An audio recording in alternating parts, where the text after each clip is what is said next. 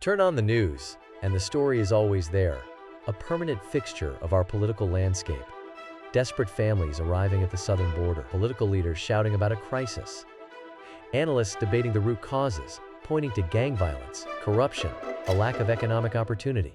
They talk about these nations as failed states, as if they were born broken. The problem feels immense, unsolvable, a cycle of human misery with no clear beginning and no end in sight. But what if it's not a cycle? What if it's a straight line? What if the instability we see today isn't a random bug in the system, but a feature, deliberately installed decades ago? To understand why so many people feel they have no choice but to flee Central America, you can't just look at the last 10 or 20 years. You have to go back 70. You have to understand a coup, a public relations campaign, and a company that sold the world bananas.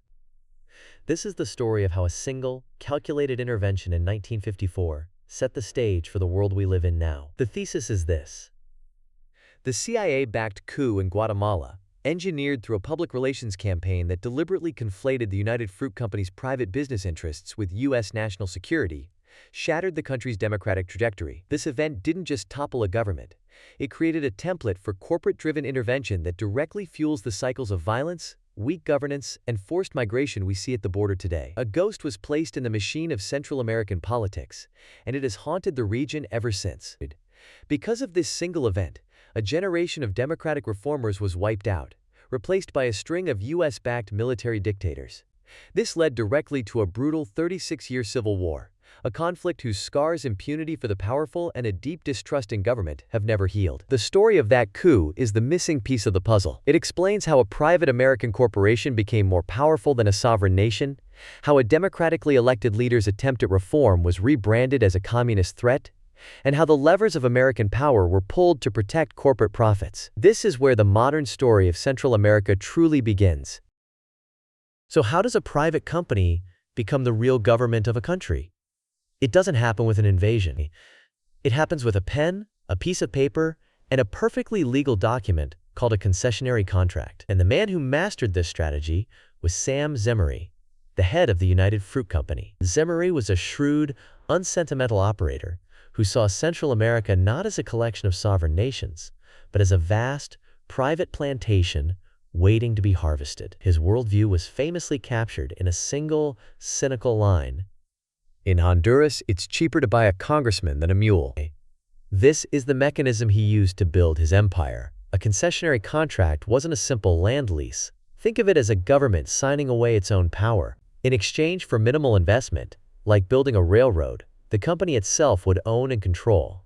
A leader would grant United Fruit hundreds of thousands of acres of prime agricultural land for up to 99 years. But the deal was even better than that. The company paid virtually no taxes. It could import whatever it needed duty-free. It was a state within a state. Because of this, United Fruit became known as El Pulpo, the octopus. Its tentacles reached into every corner of Guatemalan life. The company didn't just own the banana plantations. It owned the country's only major port. It owned the entire railway system. It owned the telegraph lines. It controlled the flow of goods, information, and money. For a Guatemalan politician, the choice was simple: cooperate with the octopus and get rich, or resist and be crushed. This arrangement created the explosive conditions for a future conflict. The nation of Guatemala existed on paper, but its economic sovereignty belonged to a boardroom in Boston. This is why any future attempt by a Guatemalan leader to act like a true head of state, to tax corporate profits, to enforce labor laws, or to reclaim unused land for its own impoverished citizens would not be seen as a simple policy dispute. It would be treated as a direct attack on the company's very existence, a declaration of war against the octopus itself. For decades, no Guatemalan leader dared to make that declaration of war. But in 1944, everything changed. A coalition of students, teachers, and young military officers, fed up with a century of stagnation under dictators propped up by foreign interests, launched a revolution. They called it the 10 Years of Spring. This period of unprecedented democracy is the critical event that sets the stage for today's broken state, because it offered a different path, one that was violently cut short. The man who would come to embody this new era was Colonel Jacobo Arbenz. He was not a peasant revolutionary or a wild-eyed ideologue. Arbenz was a product of the military elite, the son of a Swiss immigrant, a pragmatist who admired the United States. His goal was not to destroy capitalism, but to build it in Guatemala for Guatemalans. His vision was strategically simple: to transform his country from what he called a feudal backwater into a modern capitalist state. He wanted to break the monopolies that choked the economy, specifically the foreign monopolies over land, electricity, and transport. What did this look like in practice? It looked like competition. It looked like building a public port to compete with United Fruit's private one. It looked like constructing a national highway to break the company's railroad monopoly. It looked like a government that answered to its own citizens, not to a corporate headquarters in Boston. This is the essential tragedy of the story. Arbenz's plan was a direct threat to United Fruit, not because it was communist, but because it was capitalist. He wanted to introduce the very market competition that Time El Pulpo had spent 50 years systematically destroying. And for Sam Zemery and the men in Boston, that was a threat they could not tolerate.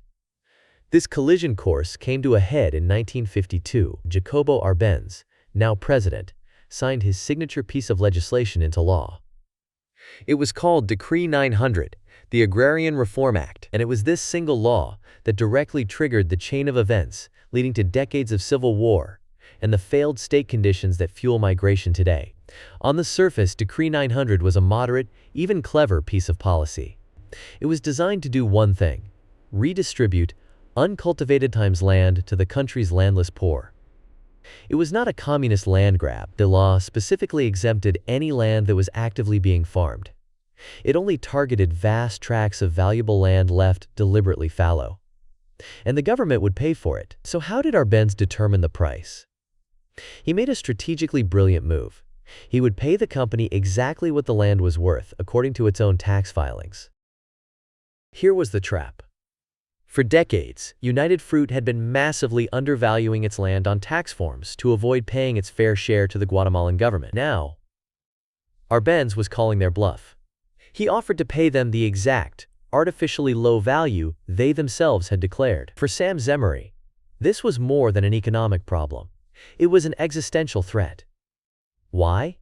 Because United Fruit's entire business model depended on hoarding that unused land. Keeping millions of acres off the market was a calculated strategy to prevent any potential competitors from ever getting a foothold. It was a tool of monopoly. Decree 900 wasn't just taking a few unused fields. It was taking away the company's most powerful weapon: market control. This was the line in the sand. For Arbenz, it was a legal and necessary step toward national sovereignty. For Zemery, it was a declaration of war, and the octopus, with its tentacles reaching deep into Washington, D.C., was about to squeeze.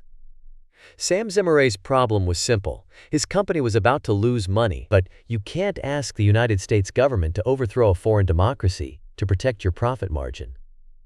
You need a bigger story, a more dangerous story. This is why the first shots in the war against Guatemala were not fired by soldiers, but by a man sitting in a Madison Avenue office in New York. His name was Edward Bernays, the father of modern public relations.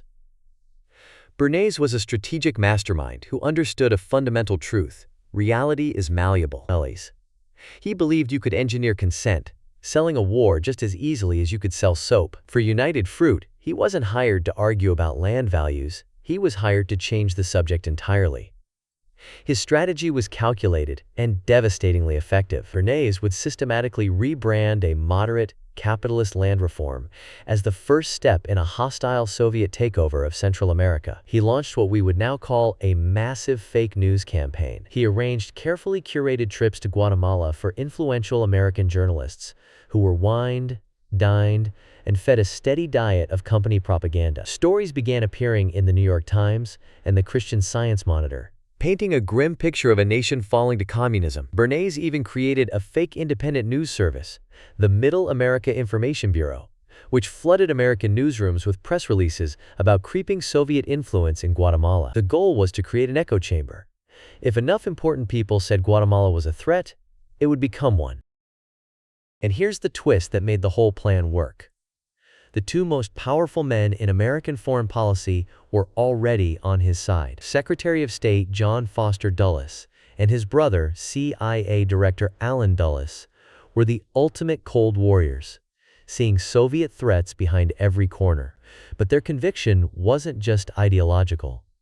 It was also financial. Before entering government, John Foster Dulles' powerful law firm, Sullivan and Cromwell, had represented United Fruit for decades. The Dulles brothers personally had stock in the company.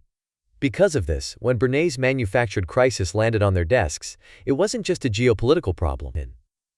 It was personal. This was the critical mechanism that allowed a private, corporate dispute to be laundered into a national security emergency, setting the stage for a covert war and creating the template for intervention that destabilizes the region to this day. With the crisis engineered, Allen Dulles, the director of the CIA, now had the green light he needed. The mission was codenamed Operation PBS Success. But this wasn't going to be a conventional invasion. The CIA's plan was far more subtle and, in many ways, more insidious. The objective wasn't to defeat Guatemala's army, but to convince it to defeat itself. This is why the single most important weapon in the coup was not a tank or a bomber, but a radio transmitter hidden in the jungles of neighboring Honduras. It called itself La Voz de la Liberación, the voice of liberation. It was a ghost, a phantom radio station pretending to be the voice of a massive rebel army sweeping across the country. This was psychological warfare in its purest form. The voice of liberation broadcast a steady stream of sophisticated disinformation. It reported on fictional battles where rebel forces were supposedly crushing government troops. It read out the names of prominent citizens, declaring them known communists to be dealt with after the liberation. The broadcasts created an atmosphere of pure terror and confusion. For President Arbenz, sitting in his palace in Guatemala City, it was a nightmare. He was being fed reports of his own government's collapse, but he had no way of knowing what was real and what was a lie. The CIA was simultaneously jamming legitimate radio signals, meaning for many Guatemalans, the voice of liberation was the only news they could hear. To make the illusion terrifyingly real, Allen Dulles authorized a small force of CIA-trained mercenaries, led by a Guatemalan exile named Carlos Castillo Armas, to cross the border. Their army was tiny, barely a few hundred men, and was immediately pinned down by the Guatemalan military. Militarily, it was a failure, but that didn't matter. The Voice of Liberation reported their invasion as the triumphant march of a massive army. A few American pilots in unmarked planes flew over the capital, dropping nothing more than leaflets and a few small bombs for noise. It was theater. But for the Guatemalan Army Command, listening to the radio and seeing planes in the sky, the Phantom Army felt real. Fearing a full-scale American invasion was imminent, they turned on their own president. This is how the coup succeeded. Arbenz was not defeated by a superior force.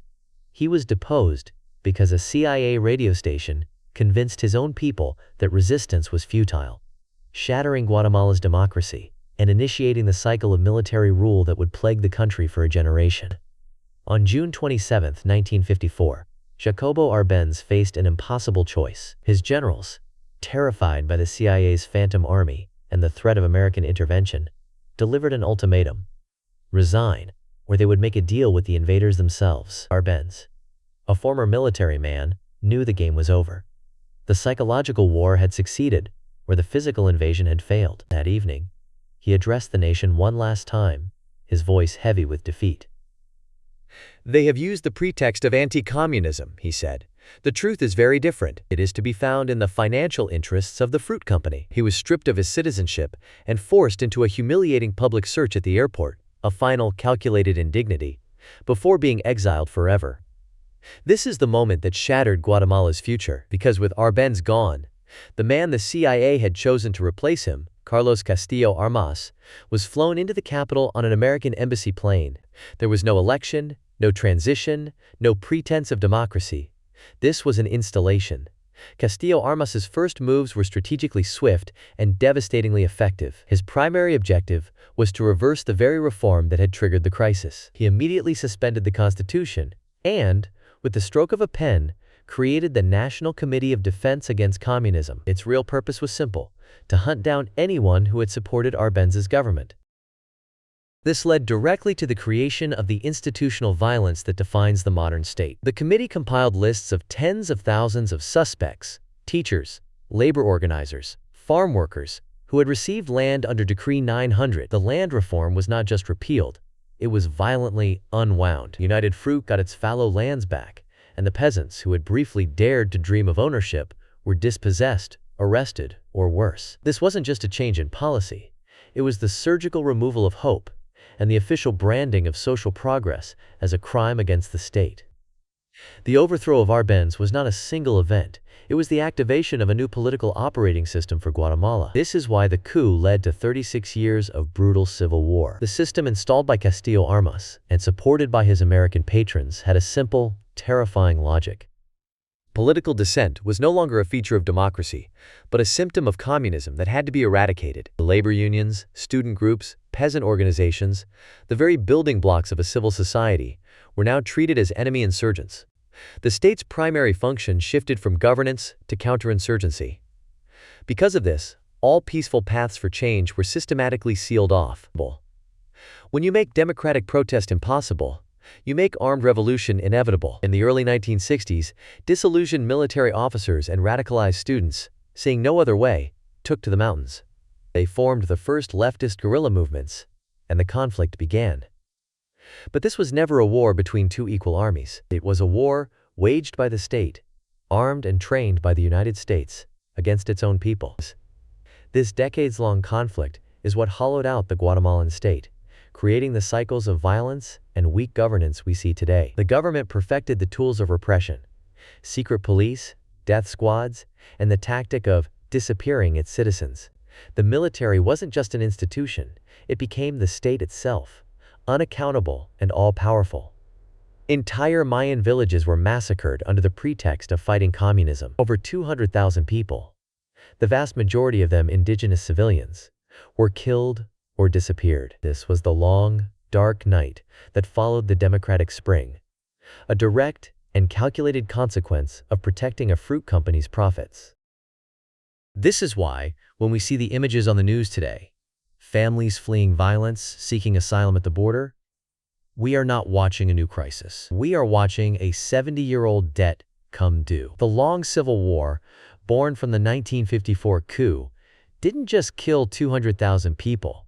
It systematically dismantled the very idea of a functioning state. Because the government spent decades perfecting the tools of repression instead of the tools of governance, it left a vacuum. When the war officially ended in 1996, there were no strong, trusted institutions left to build a lasting peace. Into that vacuum flooded corruption, organized crime, and brutal street gangs.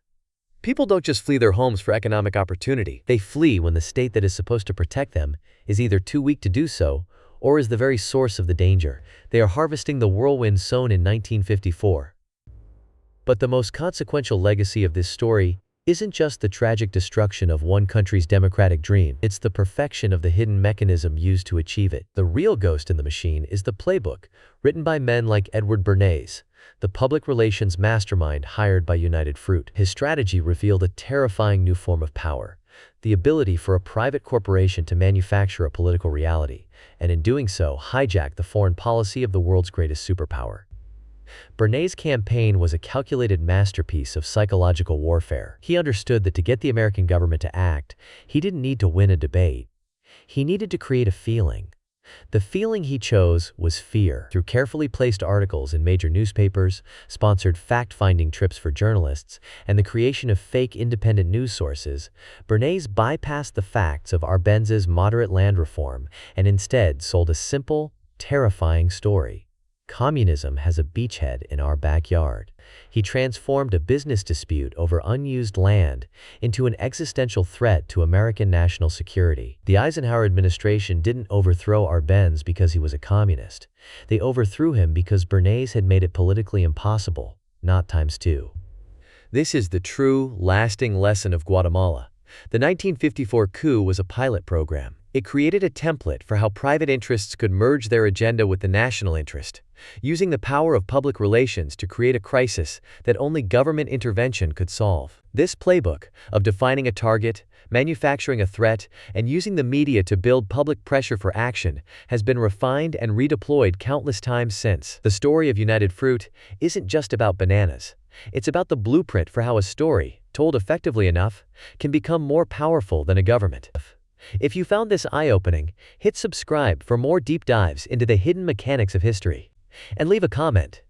Where else do we see this playbook of manufacturing reality at work today?